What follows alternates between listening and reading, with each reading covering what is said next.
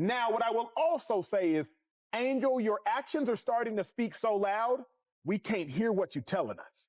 Because what you told us, if we go back to March 31st, was simple. You said you think people just take it like we hate each other.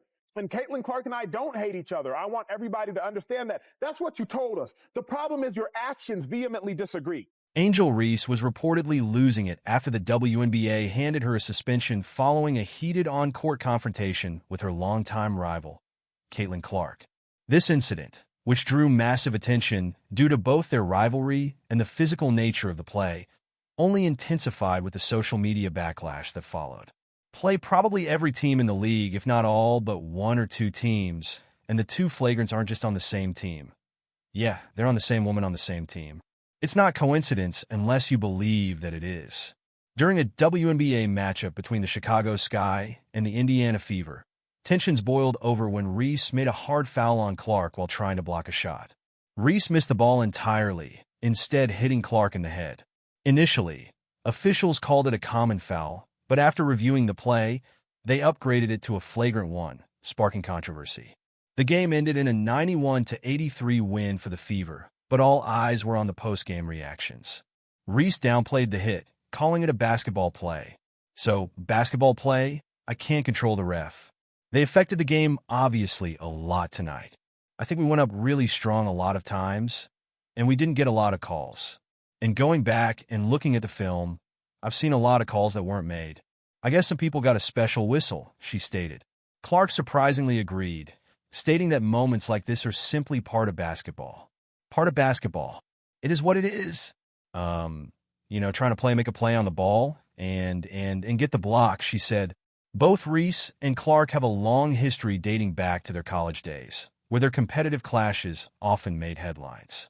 This WNBA matchup was no different, with their old rivalry fueling even more drama on the court. But the tension didn't stop there. Reese, known for her outspoken personality, gave a brief and dismissive interview shortly after the game. When asked about the foul and the game, she reflected her frustration with the media and also threw some shade at Clark, claiming her rival got a special whistle, implying the refs were giving Clark favorable calls. The definition of a flagrant foul is literally hitting body above the, that was not a special whistle, that was the correct whistle. When it's a basketball play, there's contact. It's a foul. When the contact comes to the head, it is a flagrant, it's upgraded. So that was not a special whistle, sis. That was a correct whistle.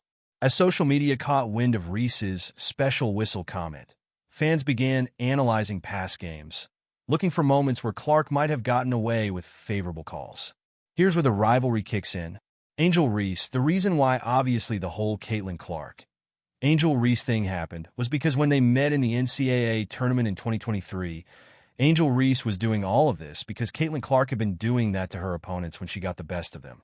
So Angel Reese and LSU got the best of her, and that's what she did unapologetically. Angel Reese is going to talk that talk. Because she's going to talk that talk, and because she's a conscientious observer, she's going to speak her mind and be unapologetic in doing so. That's where you see her shine, and the rivalry with Caitlin Clark really comes into focus. According to some analysts, the intense rivalry between Angel Reese and Caitlin Clark is a forceful one.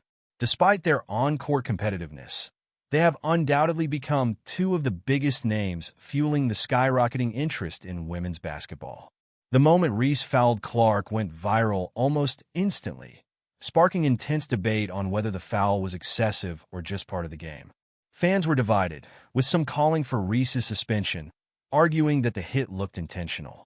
In fact, this wasn't the first time Chicago Sky players found themselves in hot water over fouls against Clark. Earlier in the season, during their first matchup, Chinny Carter delivered a cheap shot to Clark during an inbound play, earning the team's first flagrant foul. Reese's hit was the second, adding fuel to the growing tension between these teams. A lot of what Chinny said resonates. I think the thing is I believe Miss Carter. You can play hard without playing cheap. Now, if you want to say what she threw an elbow or a punch at my head. If you wanted to hip check her and you're trying to block her out for a rebound, I don't think we're having this discussion. Chani Monica adds, I don't think we're having that discussion. But because she was standing there and you go up and do that, now all eyes are on you. Plus, the fact if people look at your resume, who you are, you're a top 5 pick, and within a year, you're kicked off a team. You go to another team, and within that situation, all that happens, Stephen A. weighed in as well. Despite Reese's previous comments that she and Clark don't hate each other, her actions on the court are making people wonder if there's more to this rivalry than meets the eye. Reese did say that she doesn't hate Clark, but that she is just competitive. But many are arguing if she really meant it. People just take it like we hate each other. Caitlin Clark and I don't hate each other. I want everybody to understand that. That's what you told us. The problem is your actions vehemently disagree. Because on June 1st, after Kennedy Carter cheap shots Caitlin Clark, you get up and celebrate the cheap shot of Caitlin Clark. And then you proceed to hug your teammate who just cheap shot her. Then fast forward 2 days later, you say, oh, take on the bad guy role. Then fast forward 2 weeks later, you wear Joker shoes. Now, for those that don't know, Joker is obviously a notable villain character in one of the most famous stories we all like to celebrate in Batman. And then yesterday, you get a flagrant foul by hitting Caitlin Clark in the head. It was a basketball play, family, but what I want is simply for Angel, and those a little ignorant to what has been going on, to understand that Angel's actions are starting to speak so loudly, we cannot hear what is being said. For those unfamiliar, there have been 540 minutes of Chicago Sky basketball. Pay attention to this detail. 540 minutes of Chicago Sky basketball, of which Caitlin Clark has played 74 minutes against the Sky. The Sky only have 2 flagrant fouls all season. Y'all want to know who the 2 flagrant fouls are on? Caitlin Clark. In the aftermath of the game, the WNBA suspended Angel Reese for the foul, and her reaction was anything but quiet. On top of the suspension, the league fined her $1,000 for skipping post-game media duties after a narrow 71-70 loss. A small dent in her $173,439 salary, which is boosted by endorsement deals. The Chicago Sky also got hit with a $5,000 fine for failing to comply with league rules. But then again, she claims she hasn't been treated fairly. However, many agree that it was all her fault from the beginning. I would have gotten on her about what she just said, because I would have been like, how naive can you be? But she is young, only 22, and the reality is the scrutiny she's been subjected to is inexcusable. It's egregious. It's disgusting. It's wrong. And there's a bunch of punk, no good, what's out there on the male and female side who are abusive because they're really, really good at being that way when they're behind keyboards and away from cameras and out of the spotlight where people know exactly who the hell they are. The only reason that I brought up the first part about Angel Reese is this. Caitlin Clark is box office. She is a star, and Angel Reese is too. Completely believe that there's no hate. They both get along, they're cool with each other, they're high-end competitors, etc., etc. But you've known they were coming for you. When you were waving your hands in your face to mock Caitlin Clark when you were beating her for the national championship, you also are old enough to know that in this society, whether they want to admit it or not, they don't like seeing somebody black coming at somebody white who is a beloved star of theirs. That's not the case with all. It's not the case with most. But those who screech the loudest get the most attention sometimes. And that's what the worst of cynics and critics do. And so, you knew they were going to come for you. You had to know that. Interestingly, the WNBA upgraded Chindy Carter's earlier foul on Clark to a flagrant one as well, and tensions were clearly boiling over. Reese even leaped off the bench to wildly applaud when Carter blindsided Clark with a hard shoulder check earlier in the game.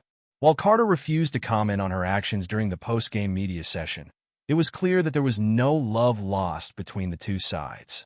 It wasn't a basketball play. It was an emotional reaction by Kennedy, and that's why it was a foul. That's why it was upgraded. That's why she was asked about it. And that's why the crowd reacted the way that they did. And that was a separate incident from everything else that's happening around Caitlin Clark.